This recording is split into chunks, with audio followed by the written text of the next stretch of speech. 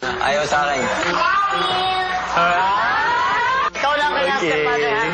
Pray ko lang yan eh. Kaya ko yan. Tignan mo yung ginawa mo. Pinabayaan mo. Sunugin, hindi na yung makakain. Ano may violent reaction? Okay naman. Ano, kinikwento niya, bored na bored na. Kailangan natin maging close isa't isa.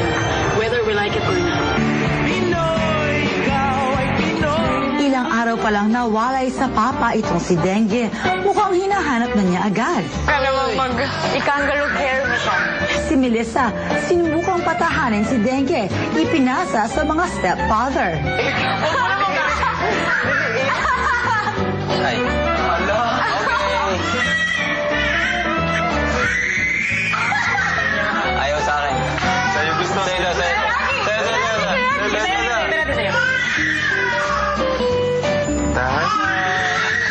Sa'yo gusto. Patrick! Ay, ko Patrick. Wala, ayaw. Tumahimik sa kanya eh. Papa daw. Namiss na ka. Sinubukan ni Melissa na ipasa kay Tita Rica. Mabait daw kasi ito sa bata.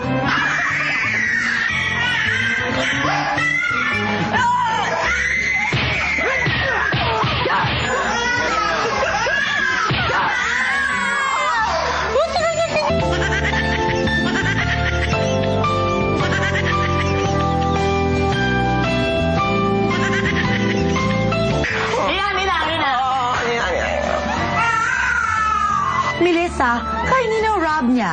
Try mo. Ninong Rab. Kung magtahimik ka.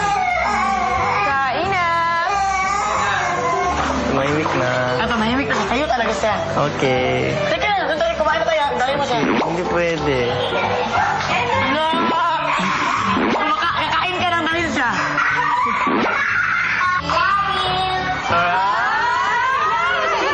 Sabi mo, kailangan to, kaya magalit yan. Love you too. Yeah. Lalaki ba yung lalaki? Yay! Uber sa excitement, Uber sa saya. Dapat lang dahil kayo ay nanonood ng Pinoy Big Brother Double Up Uber! Yes! Uber to, hindi siya kasalan or binyagan or okay, eto na, grabe, super kawawa naman ito si Baby Dengue. Parang miss na miss niya na talaga ang kanyang papa. Sa tingin ko baka may nararamdaman siya. Baka nararamdaman niya na may sakit ang papa niya or kaya naman baka nalulungkot ang papa niya o baka naman ng bababae. Ay! Mabuti pa, mag-hello na lang ako sa real-life sweethearts na si Alvin and Giselle. Hi, sweethearts, Alvin and Giselle. We love you. Alright. Alright, for today, maglalaro tayo ng isang napakasiyang game sa Game Uber. Ang tatawagin natin dito ay Human Tic-Tac-Toe. Makakasama natin ang ating mga housemates sa House Banana. That's right. So, dinivide ni Kuya into two groups ang ating mga housemates. Ang favorite colors ni Kuya, of course, red and blue. Sa red team, we have Hermes, Melissa, Carol, and Patrick. Sa blue team naman, we have Rob, Kathy, Rica, and Rocky. Siyempre, yung mga housemates mismo ang maglalaro ng gigantic, as in giant, tic-tac-toe. Sila mismo ang hihiga. Tapos, every time makakuha sila ng 1 point na tama or sa round na yun ng tama, makakakuha sila ng isang prize mula sa box ni Kuya. Okay? At ito ay meron silang 9 rounds. So, yung unang magkaroon ng 5 points, siya ang mananalo. Okay? Simulan na natin to. Bye, dala ka lang. Bye ka agad. Okay, go! Taas. Ready, get set, go. Ram! Ram! Circle tayo. Sweet namang circle yan. Circle? Rob, what's a circle? Kasi diba, circle tapos X, diba ganun ang tic-tac-toe? Ay! My gosh!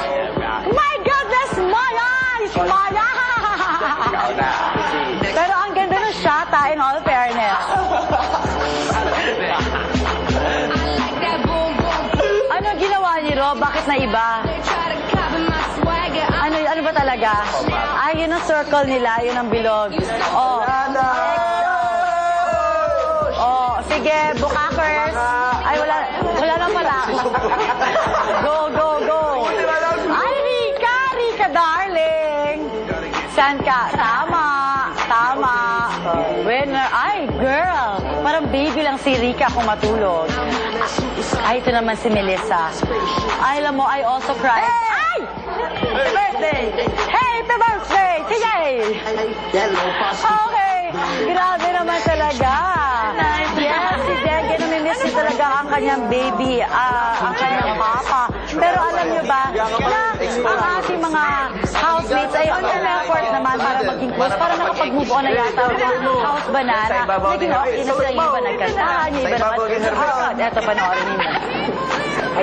Mukhang hindi na nagkakahiya ng mga housemates sa House B. Si Patrick nag-ala Tom sa singing. Gaano man kakapal ang ulap.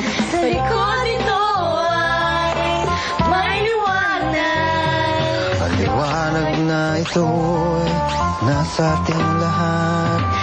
May sinag ang bawat pusong bukas. Melissa, Carol, totoo bang masaya kayo? Kung singing ang pastime nila Patrick, Melissa at Carol, pagpapaganda naman ng abs ang inaatupag nila Rocky, Hermes at Kathy. Nagsawa si Melissa sa pagkanta, kaya naisip niyang pahirapan na lang ang sarili. 2, 3, 4, 5, 6, 7, 8, 9, 10. Melissa, baka kumapano ka niyan? 1, 2, 8, 9, 10. Ano, kaya pa Melissa? Kapag ganito naman ang darating, parang ayoko nang mag-training. Gusto ko mag-jacuzzi.